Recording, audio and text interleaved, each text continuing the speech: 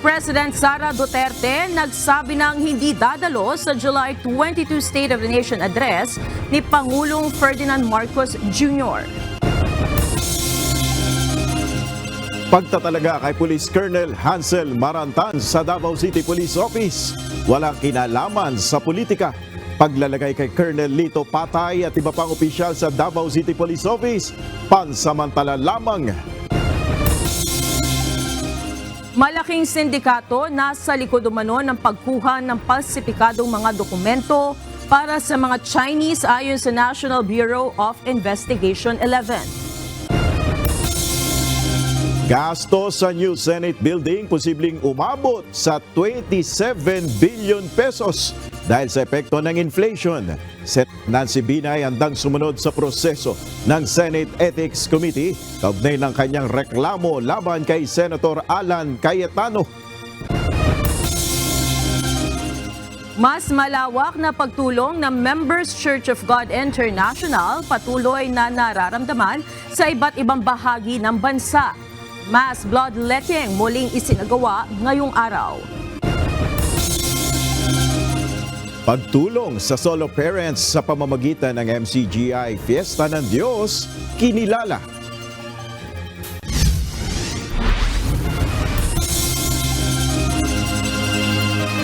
Magandang hapon Pilipinas at sa buong mundo. Una sa ating mga balita. Walang kinalaman sa politika ang ilang beses na pagpapalit ng direktor ng Davao City Police Office. Ayon kay PNP Public Information Office Chief Police Colonel Jean Fajardo, pansamantala lamang na itinalaga ang mga naunang opisyal habang wala pang napipili na ipupwesto bilang bagong City Director ng Davao Police. Ito ang balita ni Lea Ilagay.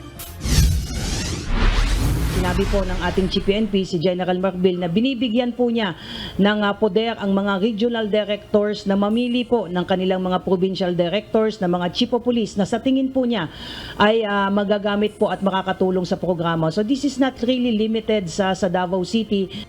Normal na proseso ang pagpapalit ng hepe ng mga police station sa buong bansa, lalo na at bago ang regional director ng mga ito. Kagaya na lang na nangyari sa pagpapalit ng 19 na station commanders ng Davao Police. Ayon kay PNP Public Information Office Chief Police Colonel Jean Fajardo, diskresyon o karapatan ng bagong regional director ang pagpapalit ng mga tauhan na kanyang pinagkakatiwalaan at makatutulong sa pagpapatupad ng mga programa sa lungsod. 3 weeks after his assumption po, bumaba na po siya sa mga police station, nagkaroon na po ng evaluation and assessment. So he was given the discretion and authority to select kung sino po yung mga officers na sa tingin po niya ay makakatulong po niya para ilatag po at i-implement yung mga programang. Itinanggi din ni Colonel Fajardo na may bahid ng politika ang ilang ulit na pagpapalit ng direktor ng Davao City Police. We want to assure everyone na this is far from reality yung nangyayari po na sinasabi nga. Dinuduktong po itong mga nangyayari po sa Davao because of the current political issues po. Aniya, pawang mga officer in charge lamang ang designation kina Colonel Lito Patay at iba pang naunang opisyal habang wala pang napipili para maging direktor ng pulisya sa lungsod. Ang pagkalalagay po kay Colonel Patay is just a temporary thing po on an OIC at concurrent po siya as chief operations po. So kahapon po, napagdesisyon po ng PNP leadership po ng Pro 11 na ilagay po ang isang tao na particularly in the person of Colonel Marantan na maging acting director po in a permanent capacity po. Nauna na ring ipinaliwanag ng PNP na ang pagpapalit ng 19 na station commanders ay kasunod ng umano'y discrepancy sa reporting ng mga kaso ng patayan at rape sa rehiyon. Kung matatandaan mo, may nauna na po tayong nirelieve yung 34 or 35 PNP personnel, including po yung city director po ng Davao City Police Station to give way po doon sa ongoing investigation with respect po doon sa 7 deaths recorded in a week. So kasama po yung city director po doon na nirelieve para po magbigay daan sa impartial investigation. Ngayong linggo lamang, 3 beses nagpalit ng officer in charge ang Davao City Police at pinakahuling na italaga sa posisyon si Police Colonel Hansel Marantan. Si Marantan, ang dating Deputy Intel ng Region 4A nang mangyari ang Atimonan Rob-out sa Quezon. Siya din ang namuno sa mga raid sa property ng mga Teves sa Negros Oriental. Leia Ilagan, UNTV, News and Rescue. Diyos ang aming sandigan, serbisyo publiko ang aming pinahahalagahan. Nakatatanggap na umano ng impormasyon ang Philippine National Police sa hinahanap na lider ng Kingdom of Jesus Christ na si Apollo Kibuloy. Ito ay matapos na i-anunsyo ang 10 milyong pisong pabuya sa sinumang may impormasyon sa kinaroroonan nito. Sinabi ni PNP Public Information Office Chief Police Colonel Gene Fajardo na pinag-aaralan na rin nila ang pagbibigay ng hiwalay na reward mula sa sinumang makapagbibigay ng impormasyon para sa ikadarakip ni Kibuloy. Nanawagan din ang PNP sa publiko na huwag gawing biro ang ginagawang paghahanap sa tele-evangelist dahil seryoso ang mga kaso nito. Wag po nating kalimutan na yung kabilang parte po na sumisigaw po ng hustisya, may mga batang allegedly di umano ay minolestya at naging subject for trafficking. This is very serious matter po, very serious offenses po. Kaya wag lang po sana yung side ng isa yung tignan natin. Tignan din po natin, may sumisigaw din po ng hustisya ng mga magulang at mga kabataan at yun po yung hinihingi natin. Samantala, sinabi din ni Colonel Fajardo na walang impormasyon mula sa Bureau of Immigration na nasa China na si Kibuloy. Aalamin din anya nila kung nakalusot na ito sa backdoor. Isang malaking sindikato umano ang nasa likod ng pagkuha ng palsipikadong mga dokumento para sa mga Chinese na kumukuha ng identity ng isang Pilipino.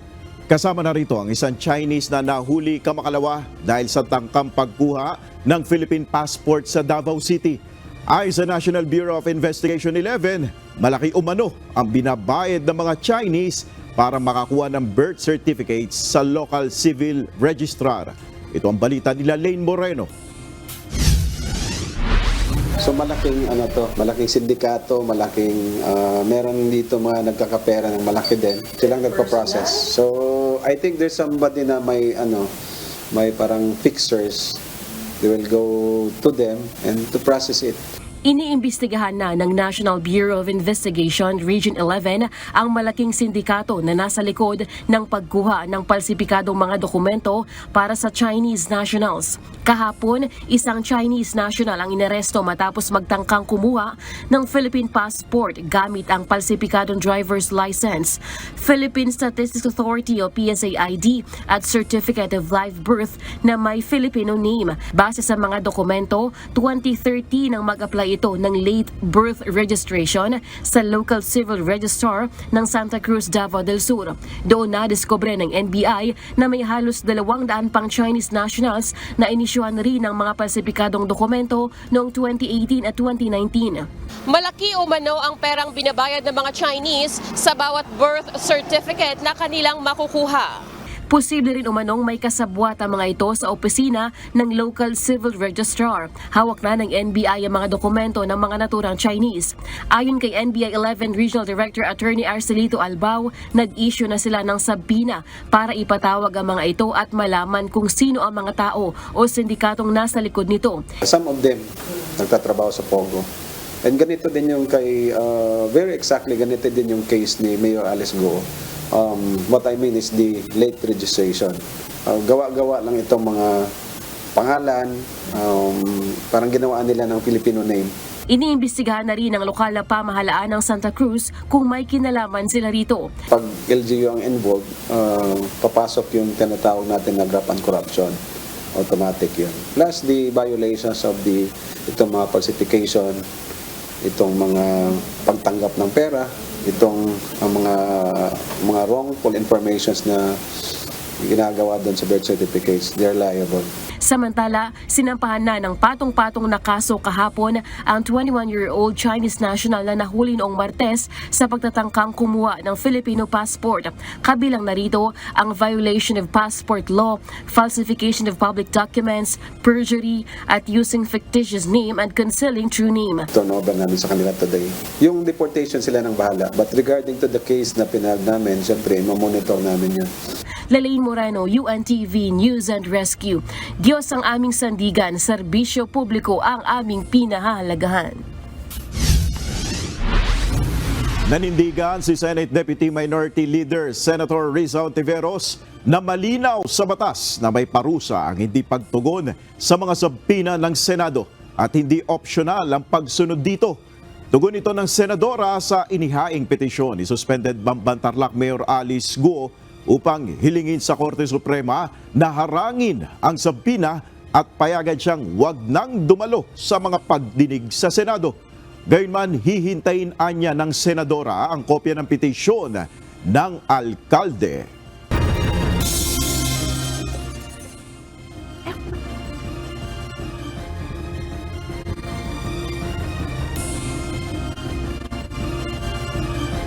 Hindi dadalo sa darating na July 22 State of the Nation Address ni Pangulong Ferdinand Marcos Jr. si Vice President Sara Duterte. Sinabi ng pangalawang Pangulo na itinatalaga niya ang kanyang sarili bilang designated survivor. Hindi na nagbigay pa ng ibang detalye si VP Sara sa dahilan ng kanyang pagliban sa SONA. I will not attend the SONA. I am appointing myself as the designated survivor. Naniniwala naman si House Secretary General Reginald Velasco na maaring nagbibiro lamang si VP Sara. Ayon kay Secretary General Velasco, tanging sa Estados Unidos lamang may itinatalagang designated survivor at walang ganito sa Pilipinas. Sa Estados Unidos, ang designated survivor ang isa sa mga opisyal ng pamahalaan na maaaring humalili sa Pangulo na inilalayo kung nagtitipon ang mga nasa presidential line of succession gaya ng SONA upang matiyak na may papalit bilang Pangulo sakaling may mangyaring catastrophic o mass casualty event. Sa Pilipinas naman, ang Vice-Presidente ang nakatalagang humalili sa Presidente sakaling masawi ito o mawalan ng kapasidad na mamuno sa bansa. Kasunod ng VP sa presidential line of succession, ang Senate President, House Speaker at Chief Justice ng Supreme Court. Naniniwala si House Speaker Martin Romualdez na isang mahalagang pagkakataon upang maipakita ang pagkakaisa at pagtutulungan ng mga lider ng bansa ang pagdalo sa State of the Nation Address ng Pangulo. Ginawa ni Speaker Romualdez ang pahayag matapos na kumpirmahin ni Vice President Sara Duterte na hindi siya dadalo sa ikatlong SONA ni Pangulong Ferdinand Marcos Jr. sa July 22. Naniniwala si Romualdez na ang SONA ang tamang panahon para sa pagnilayan ang pag-unlad at mga hamong kinakaharap ng bansa. Dagdag pa ng House Leader, nararapat lamang na makita ng mamamayan ang mga lider ng bansa na nagkakaisa at magkasamang gumagawa para sa ikabubuti ng Pilipinas. Posibleng umabot hanggang 27 billion pesos ang gagastusin para sa ipinapatayong bagong gusali ng Senado dahil sa inflation o pagtaas ng presyo ng mga bilihin at serbisyo. Handa na umanong sumunod si Senator Nancy Binay sa gagawing proseso ng Senate Ethics Committee kaugnay ng reklamong isinampa niya kay Senator Alan Peter Cayetano. Ito ang balita ni Harleen Delgado.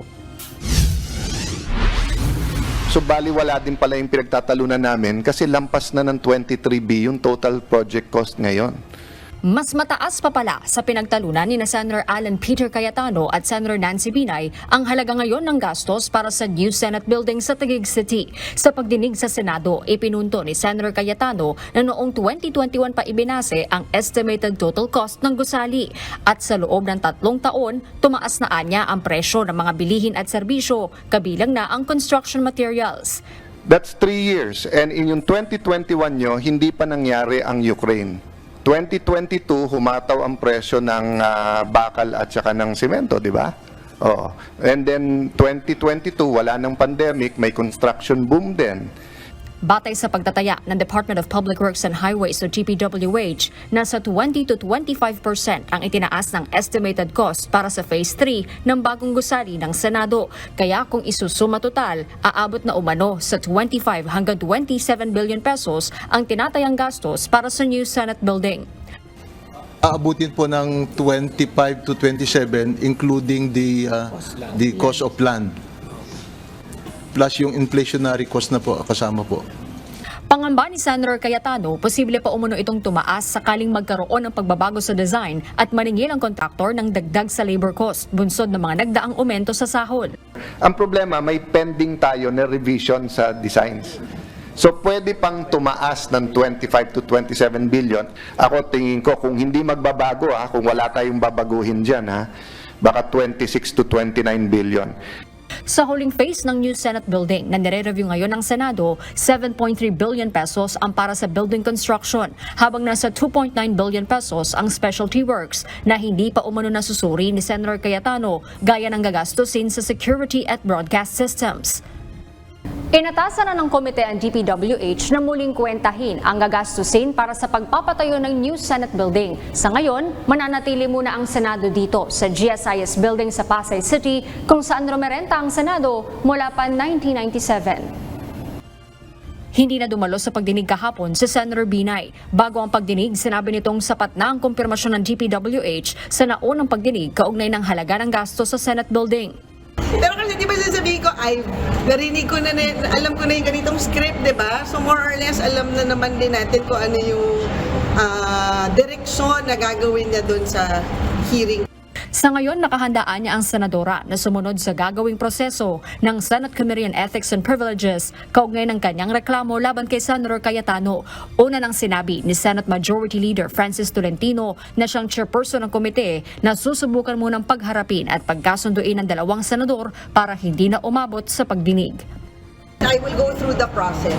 And sana, and I think may commitment naman si Senator Tol kasi medyo na bahala din tayo dahil may statement si Senator Alan na alam na wala daw mangyayari sa isang ethics complaint, diba? But base naman dun sa mga statement ni Senator Tolentino, gagawin niya yung tungkulin niya bilang Senate Ethics Committee Chairperson na kumbaga a-actionan niya itong complaint. Harleen Delgado, UNTV News and Rescue. Diyos ang aming sandigan, serbisyo publiko ang aming pinahahalagahan.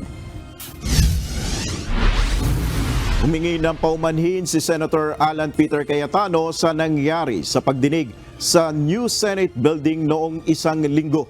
Sa pagpapatuloy ng hearing kahapon, sinabi ng senador na nadala lang siya sa bugso ng kanyang damdamin. Nilinaw rin ni Senator Cayetano na ang tanging hindi lamang nila napagkasunduan ni Senator Binay ay ang total project cost ng gusali. Gusto ko rin humingi ng pamonhin lalo sa mga nanonood na alam nyo pag mataas yung mga emosyon, talagang minsan nagkakasagutan. We'll deal with that issue later on.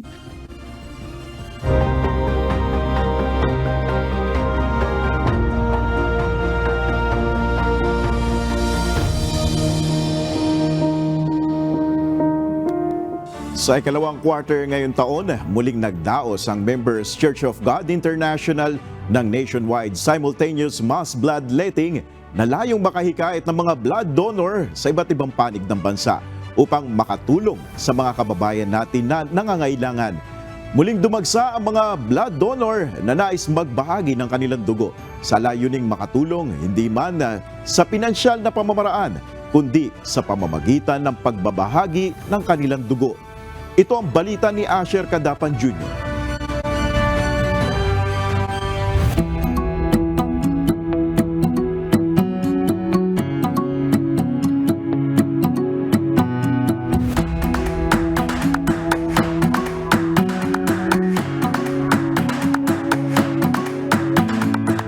Hindi man tayo mayroong kakayahan kakayahang makapagbigay ng tulong na pinansyal, pero merong nasa atin na wala namang cash out na pwede nating i-share sa ating kapwa. At ito ay atin pong advokasiyang natutunan sa pagtuturo pa po ni Brother Eli at ngayon nga po ni Kuya Daniel na tuloy-tuloy na mas massive, mas malawak na atin pong pagtutulong-tulong sa ating pagsasama-sama sa MCGI. Sa layuning makatulong sa mga kababayan nating nangangailangan ng dugo, minsan pang ipinakita ng Members Church of God International o MCGI ang diwa ng pagbabayanihan sa isinagawang second quarter mass bloodletting ngayong 2024. Kahapon, sabayang isinagawa sa iba't ibang panig ng Pilipinas ang mass blood donation kung saan isa ang MCGI Convention Center sa Apalit, Pampanga sa mga nagsilbing main venue ng event. Maaga pa lamang kahapon, marami sa ating mga kapwa-tao ang nagsadya sa Apalit, Pampanga at iba pang mga designated coordinating center para lamang makiisa sa mass bloodletting. Nasa 40 coordinating centers mula sa Luzon, Visayas at Mindanao ang nakibahagi sa mass blood donation. Isa sa mga naging blood donor si Miss Lorena Legaspi. Kwento niya, dati rin silang nangangailangan noon ng dugo nang magka-cancer ang kanyang tatay. Kaya naman nauunawaan niya na malaki ang pwedeng magawa kung siya ay magdodonate ng dugo. Ang main purpose po kasi ng pagdodonate namin ng dugo, dahil po dun sa naging karanasan din po namin na tinulungan po kami ng samahan po natin na makapag-raise po ng dugo nung kailangan po namin nung nagka-cancer po yung tatay ko sa dugo. Maging ang pediatrician na si Dr. Jillian Friales, nakiisa rin sa mass bloodletting ng MCGI dahil batid niya ang kahalagahan ng pagbabahagi ng ating dugo. As a pediatric resident, na nakikita talaga namin yung scarcity ng dugo, especially sa mga patients na may dengue. Yun po yung kadalasan namin na kailangan ng dugo, transfusion, blood transfusion. So minsan wala kaming magagamit na dugo. So bloodletting is important para mapunuan namin yung mga kakulangan.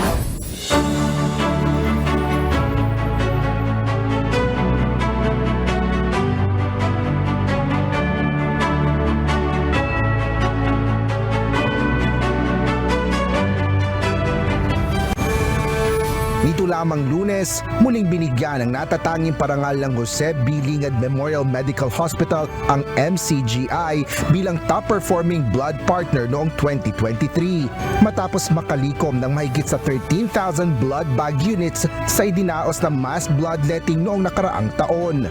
Ang Members Church of God International po ay matagal na ang katuwang ni JBL sa pagkoconduct ng mass blood donation at isang malaking pribilehiyo po para sa amin ang maging kasama ang MCGI at isang malaking oportunidad po na makapag-conduct ng mass blood donation. Marami po tayong mga pasyenteng natutulungan. Sobrang mababait na mga tao and sobrang yung willingness to help talagang makikita mo in each and every one po. So parang walang pilitan, as in kusang loob talaga yung pagtulong. So nakaka-good vibes po pag nag-blood donation kami dito sa MCGI.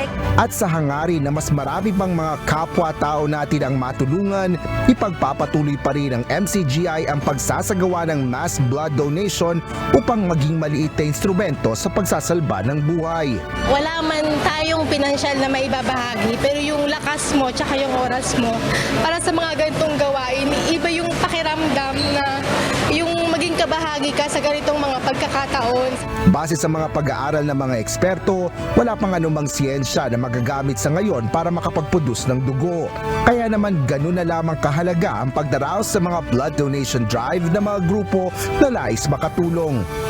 Ayon kay Kuya Daniel Razon, ang overall servant ng Members Church of God International, mahalaga ang sama-samang pagkilos ng mga kababayan nating may bukal sa puso na tumulong sa mga nangangailangan, gaya na lamang ng pagbabahagi ng ating dugo. Kasi po mga kapatid, ang dugo hindi na ma-manufacture sa laboratory. Hindi pwedeng gawin yun sa laboratorio. Hindi pwedeng synthetic ang dugo. Kaya yung pangangailangan nung nag-aagaw buhay ng dugo, nag-aagaw buhay siya, kailangan niya ng dugo, hindi pwedeng gawin yon sa laboratorio. Saan naman gagaling yon? Sa isang tao na nagkaroon ng puwang sa puso niyang magbigay ng dugo o magbigay, kapatid na Rodel, ng buhay sapagkat ang buhay ng laman ay nasa dugo.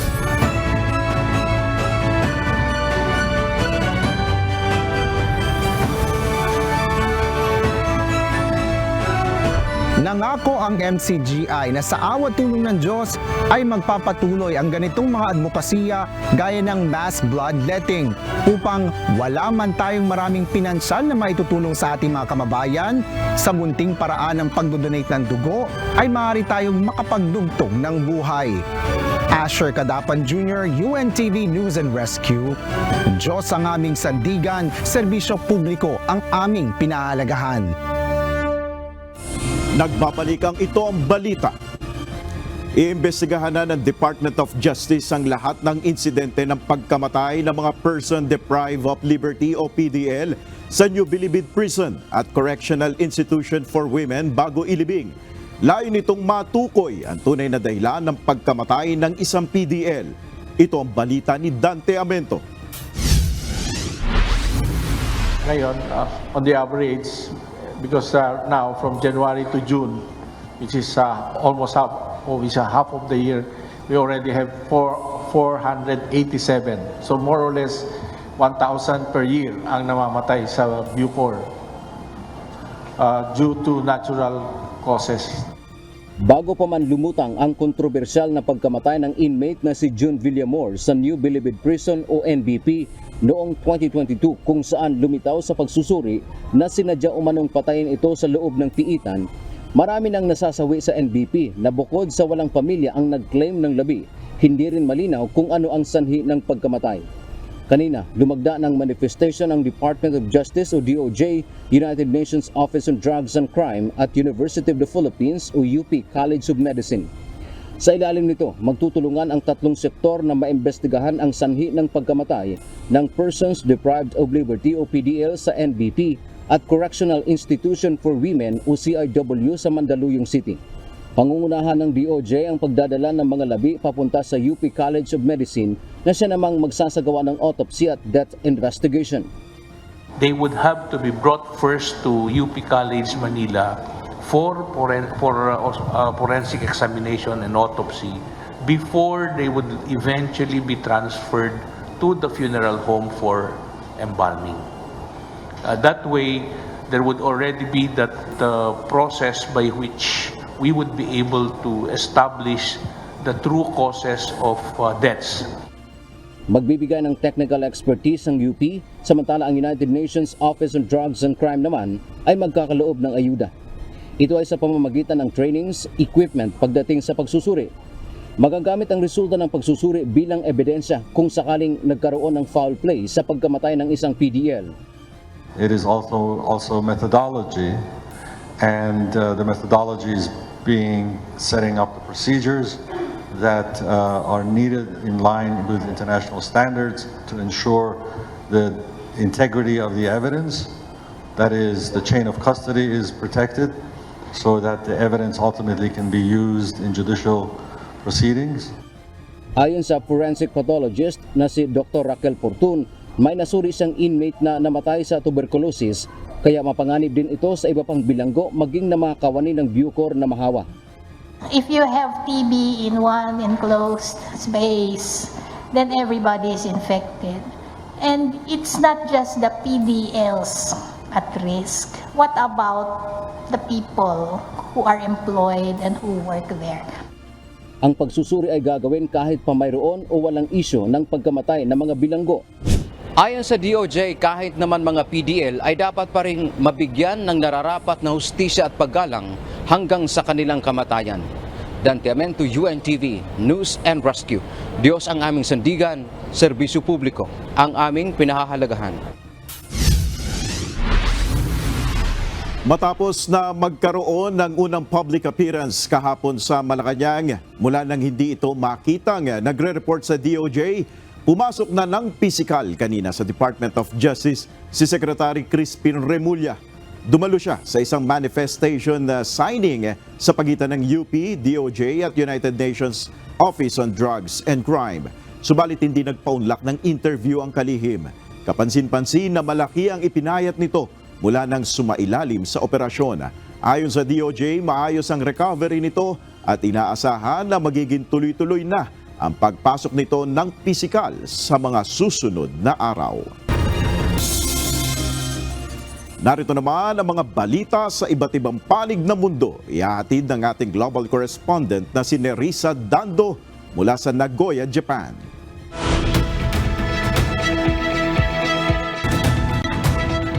Narissa? Magandang gabi sa iyo dyan sa Pilipinas, Nel.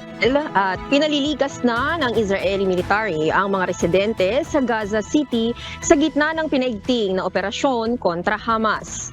Nagbagsak na ng leaflets sa lugar kung saan nakasaad na dapat nang umalis ng Gaza City ang lahat ng tao dahil isa itong dangerous combat zone. Labis namang ikinabahala ng United Nations ang evacuation orders. Ito na ang ikalawang pagkakataon na ipinag-utos ng Israel ang paglikas mula Gaza mula nang magsimula ang gyera. Nakaharap ngayon sa kontrobersya ang China dahil sa mga aligasyon na isang major state-owned food company ang nagtitipid ng gastos sa pamamagitan ng paggamit umano ng parehong tanker sa pagdadala ng gasolina at cooking oil. Ayon pa sa mga impormasyon, hindi man lang umano nililinis ang mga ito bago kargahan ng laman. Ang naturang usapin ay kumalat na sa social media kaya marami ang nagpapahayag ng pagkabahala na posible itong magdulot ng food contamination. Ipinahayag naman ng Chinese government na naglunsad na sila ng investigasyon sa paratang na ito. Tiniyak din ng State Council na paparusahan ang sino mang mapapatunayang nagkasala o lumabag sa mga panuntunang nakasaad sa batas. Maging ang dalawang kumpanyang nabanggit sa mga ulat nagsasagawa na rin ng pagsisiyasat. At yan ang mga balita mula sa iba't ibang panig ng mundo. Mula dito sa Nagoya, Japan, ako si Nerissa Dando. Magandang gabi. Patuloy ang pamamahagi ng ayuda ni Pangulong Ferdinand Marcos Jr. sa mga magsasaka at mangingisda na naapektuhan ng matinding tagtuyot dahil sa pag-iral ng El Niño phenomenon. Kaugnay nito, may babala ang Department of Social Welfare and Development maging sa mga opisyal ng pamahalaan na pinag-iinteresan ng cash assistance na ibinibigay sa sektor ng agrikultura. Ito ang balita ni Nel Maribohok. Isang babala pa rin ng DSWD na ang pondo na ibinibigay sa taong bayan, hindi sa 10,000, sa kanila yan. Meron kayong nababalitaan ng mga incidents, no? Isolated man sila, meron pa rin nagtatangka. Mayroon pa ring nagtatangka na bawasan ang tinatanggap na 10,000 piso na ayuda sa mga magsasaka at mangingisda. Ito ay ayon kay Department of Social Welfare and Development Secretary Rex Gatchalian. Binigyan din ng kalihim na walang kahit sino mang opisyal ang maaaring bumawas sa tinatanggap na ayuda ng mga nasa sektor ng agrikultura. Nais ko samantalang yung pagkakataon na linawin na kung ano ang natanggap niyong ayuda, yung 10,000, sa inyo yun, buong buo. Walang may karapatan, walang may kapangyarihan na bawasan yan kahit na nasa gobyerno pa sila. Ayon kay Secretary Gatchalian, naiakyat na sa ombudsman ang kaso ng mga barangay official na nasa likod umano ng pagkaltas ng ayuda sa isang beneficiary sa Davao. Nakasuhan natin yung mga barangay officials at ngayon iniimbestigahan na ng ombudsman. Ngayong araw, muling namigay ng tulong na cash assistance at makinarya si Pangulong Marcos sa mga magsasaka at mangingisda ng Calabarzon Region. Partikular na pinuntahan ng Pangulo ang Batangas at Cavite. Muling tiniyak ni PBBM ang patuloy na tulong sa sektor ng agrikultura. Kaya po, makakaasa po kayo na patuloy po namin kayong aalalayan. Sama-sama tayong maglakbay tungo sa isang mas masaganang bukas, ang bukas ng bagong Pilipinas. Nel Maribohok, UNTV News and Rescue, Diyos ang aming sandigan, serbisyo publiko ang aming pinahalagahan. Tinatayang umaabot na ng mahigit 280 billion pesos ang kinita ng bansa sa turismo simula Enero hanggang Hunyo ng kasalukuyang taon ayon sa Department of Tourism. Mataas ito ng nasa 32% kaysa sa 212 billion pesos na kita sa parehong mga buwan noong nakaraang taon. Batay sa datos ng DOT, mahigit 3 milyong turista na ang dumating sa bansa ngayong taon. Karamihan sa mga ito ay mga foreigner o banyaga habang maliit na porsyento ay mga overseas Filipino workers. Pinakamaraming bumisita sa bansa ay mula sa South Korea. Sumunod ay ang mga galing sa Estados Unidos, China, Japan at Australia. Habang ang iba pa sa top 10 visitors sa Pilipinas ay mula sa Taiwan, Canada, United Kingdom, Singapore at Malaysia. Gugunitain bukas ang ika-8 anibersaryo ng pagkapanalo ng Pilipinas sa Permanent Court of Arbitration laban sa China noong 2016. Sa naging desisyon ng International Tribunal, pinaboran ang posisyon ng Pilipinas at pinawawalang bisa ang pag-aangkin ng China, partikular ang 9-dash line claims. Panawagan ng atin ito koalisyon, gawin na sanang regular ang pagdiriwang tuwing July 12 bilang West Philippine Sea Day. Ito ang balita ni Ryan Lacanlale. This is an important victory that we can leverage to rally the international community to push China out of our waters. Kaya ito ay napakahalaga, hindi lang actually sa Pilipinas, pero sa mga karatig bansa na na inaagawan din ng China ng kanyang ng teritoryo at ng karagatan. Magsasagawa ng programa ang Atin Ito Coalition bukas, isang civilian group na isa sa pangunahing nagsusulong upang igiit ng Pilipinas ang karapatan sa West Philippine Sea. Layunin ng kanilang programa na gunitain ang ika-8 anibersaryo ng pagkapanalo ng Pilipinas sa Permanent Court of Arbitration sa The Hague noong July 12, 2016. Kung saan pinawalang bisa nito ang batayan ng China sa South China Sea na 9-dash line, na siya namang pangunahing batayan ng paggiit ng karapatan ng Pilipinas sa West Philippine Sea. Panawagan ng Atin Ito Coalition, gawing permanente ang July 12 bilang paggunita sa pagkapanalo ng Pilipinas at lalo pang isulong ang paggiit ng ating karapatan sa pinag-aagawang teritoryo. Around 200 volunteers natin magsasama-sama para ipanawagan na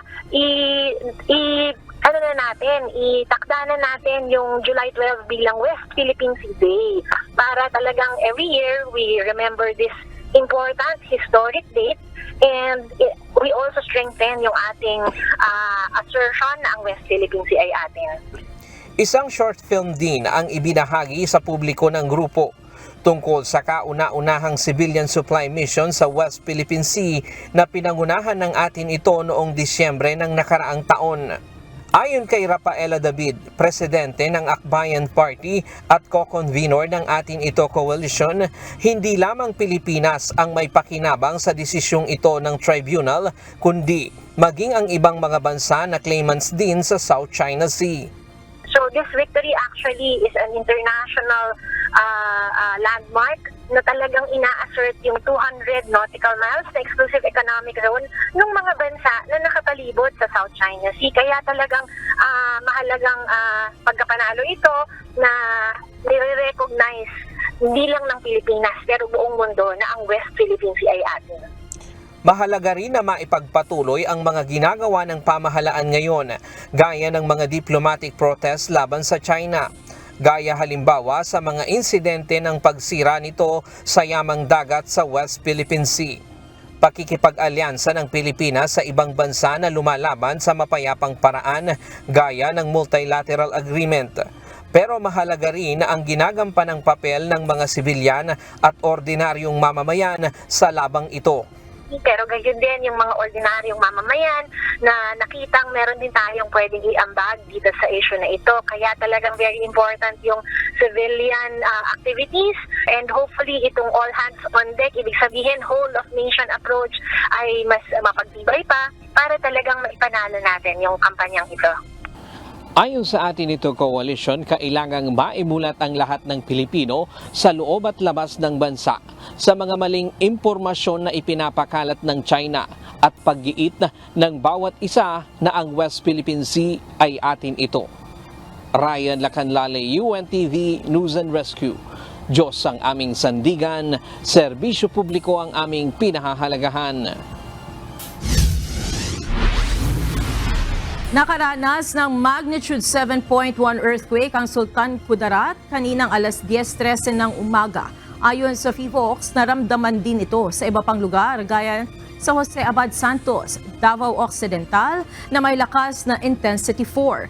Intensity 3 naman sa City of Mati, Davao Oriental at Glan, Sarangani Province. Nakaranas din ng Intensity 2 ang mga taga Maragusan, Davao de Oro, City of Tagum, Davao del Norte, Libungan at Tulunan sa Cotabato. Gayon din sa Kiamba, Maitum at Mapatan, Sarangani, City of Coronadal sa South Cotabato at General Santos City. Habang Intensity 1 naman sa Davao City, Tantangan, South Cotabato at Lebak, Sultan Kudarat. Ayon sa FIVOX, asahan na rin ang mga aftershock. Hindi naman naglabas ng tsunami warning kasunod nito.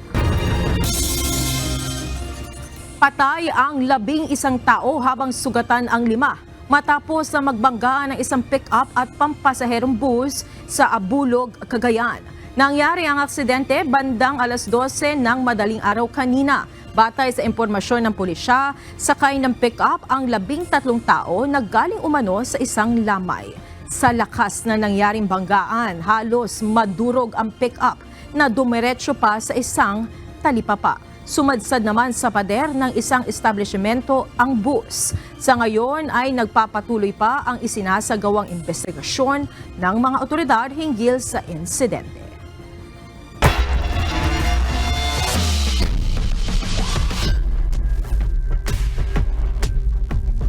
Nagsimula na kahapon ang UNTV Cup Executive Face-Off. Nagwagi sa opening games ang AFP Cavaliers at ang SSS Kabalikat Pension Boosters. Ito ang balita ni JP Nunez.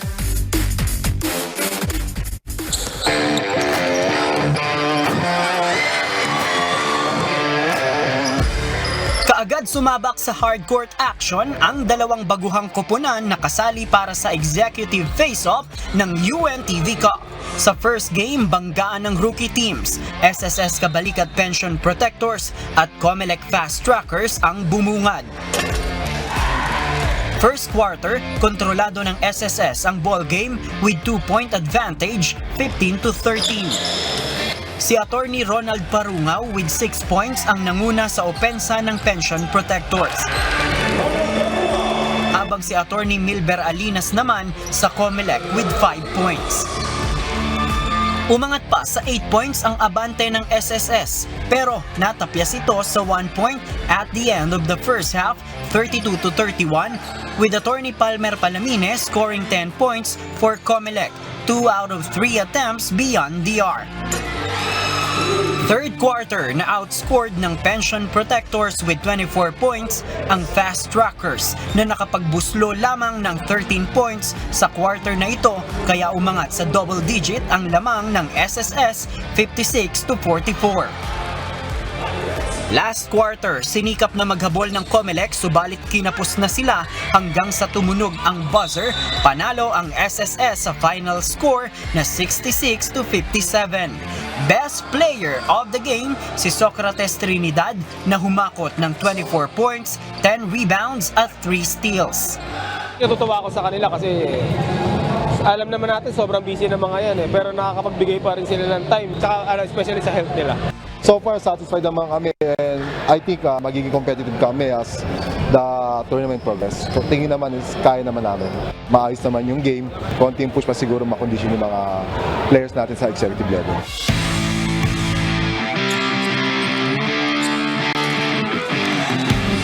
At sa second game, sa first quarter, Attorney Chester Natividad scores 5 points for DOJ 6-10. Sa second frame, umangat pa sa 9 na puntos ang abante ng Beacons, subalit natagpas ng Cavaliers sa 6 na puntos, 19-25 sa pagtatapos ng first half with Captain Paul Yamamoto scoring 6 points for AFP. Habang tinapatan naman ito ng 6 points ni Attorney Nolinon Tagalupod ng DOJ.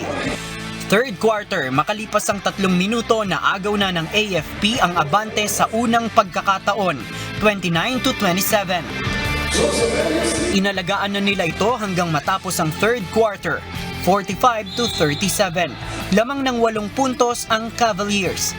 Last quarter, hindi na pinayagan pang makadikit ng AFP ang DOJ with Captain Yamamoto leading offense scoring 9 points. Ending the game with final score of 62-55. Best player of the game si Captain Paul Yamamoto na kumamada ng 25 points, 13 rebounds at 4 na steals. Kaya although struggle kami ng first at second quarter hanggang third, so fourth quarter na lang talaga kami bumawi. So nag-adjust lang kami dito sa offense lang. Hindi ba kumpleto sa practice, so pagdating dito, so hindi nila masyadong alam. So kaya nga kami nag-a-adjust sa kanila kung paano yung offense na gagawin nila. Yung jailing sa loob, hindi pa ganun ka 100%. So yun yung bubuin namin. At least yung magkapaan sila bawat isa. JP Nunez, UNTV, News and Rescue. Diyos ang aming sandigan, serbisyo publiko ang aming pinahahalagahan.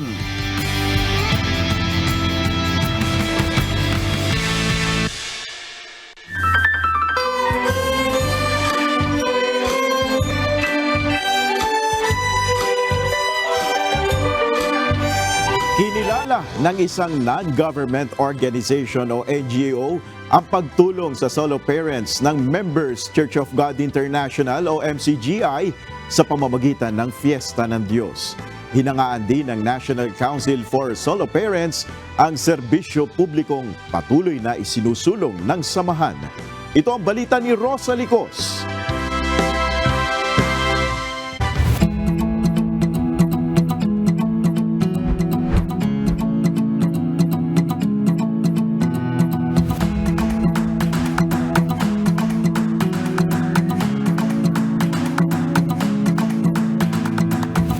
Naging matagumpay ang sabay-sabay na pagdiriwang ng Fiesta ng Diyos ng Members Church of God International o MCGI araw ng Huwebes, July 11. Libu-libong benepisyaryo ang natulungan sa pamamagitan ng free stores, medical missions, libreng pagkain, government services, legal consultation, katuparan ng munting kahilingan at iba pa.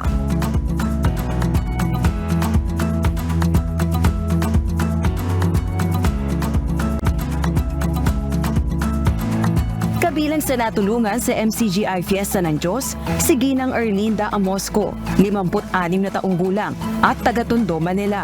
4 na taon na itong balo at may 3 anak. Sa pamamagitan ng pagtutulong-tulong ng mga kapatid sa MCGI, nakabili ng construction materials para makumpuni ang tirahan ni Aling Erlinda at maihanda para sa tag-ulan. Malaki pong tulong po yun kasi po may alaga po ako na PWD po. Marami pong natutulungan po sa awa po ng Panginoon. Salamat po ng marami sa mga kapatid po. Hinangaan naman ng isang non-governmental organization o NGO ang pagtulong na ginagawa ng MCGI para sa solo parents. Ayon sa National Council for Solo Parents, hindi ito ang unang pagkakataon na nag-abot ng ayuda para sa kanilang sektor ang MCGI. Bukod dito, hinahangaan din ito ang pagsasagawa ng samahan ng malawakang medical missions at free stores.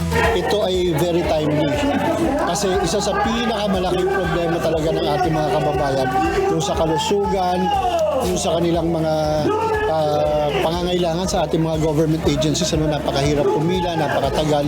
Dito very accessible. Tapos wala ka pang babayaran, busog ka pa. So, ito ay napakagandang programa na serbisyo. Ito yung tinatawag natin talaga na tunay na public service dahil walang pinipili eh. Lahat nakikinabang at lahat ay yung pangangailangan nila natutugunan. So ito ay talagang isang testament sa ating paniniwala sa Diyos na ang pagsisilbi sa kapwa ay walang ibinubungang masama.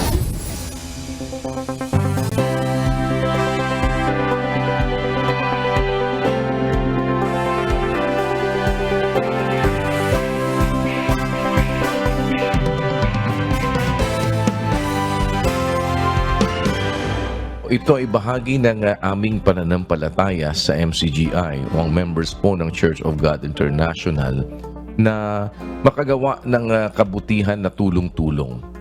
Ito ay sinasabi ng banal na kasulatan na nasa sa 1 ng Galacia na samantalang tayo ay may pagkakataon, magsigawa tayo ng mabuti sa lahat, lalong-lalo na sa mga kasangbahay sa pananampalataya.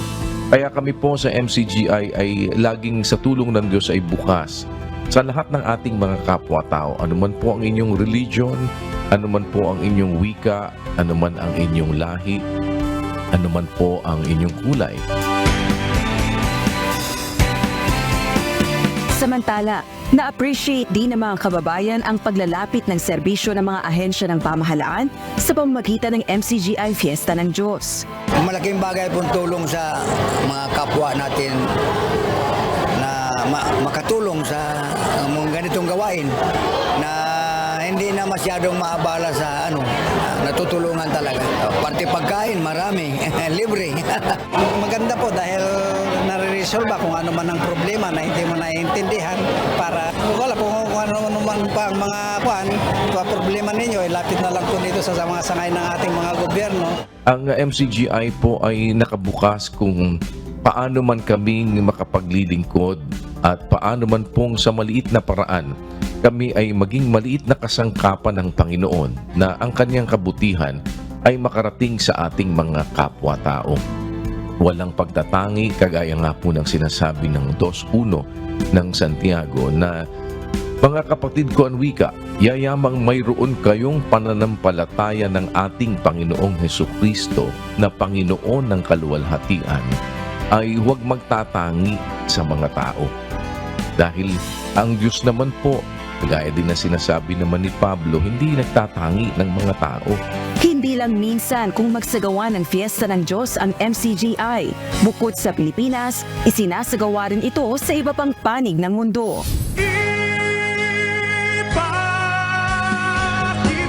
Sa ganito, lingkod tayo ng Kristiyano. Sa tuwing sumasapit ang Fiesta ng Diyos, maligaya ang Members Church of God International o MCGI dahil sa pagkakataong muling makapagtulong-tulong para sa mga nangangailangan dahil MCGI cares! MCGI shines! To God be the glory! Rosa Licor sa UNTV News and Rescue. Diyos ang aming sandigan, serbisyo publiko ang aming hinahalaga. Ipakita natin sa ganito, pag-ibig na mula sa puso, mabubuting gawa ng Kristiyano, liliwanag sa buong mundo.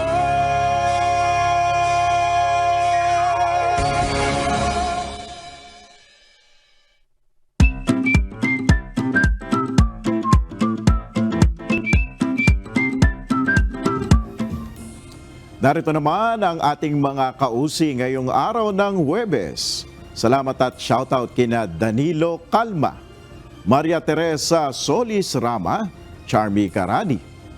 Gayon din kay Rod Falseso, Jamila Milian, Manuel Pareha at maraming salamat sa ating mga naging kausi ngayong araw.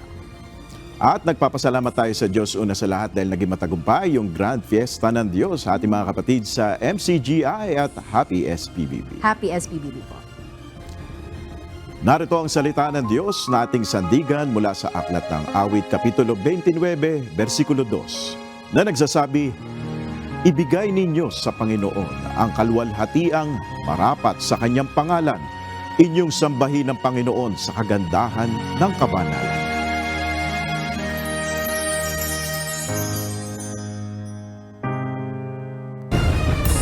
At yan ang kabuuan ng ating balitaan ngayong gabi. Aming inilahad ng buong katapatan kung paano namin nasaksihan.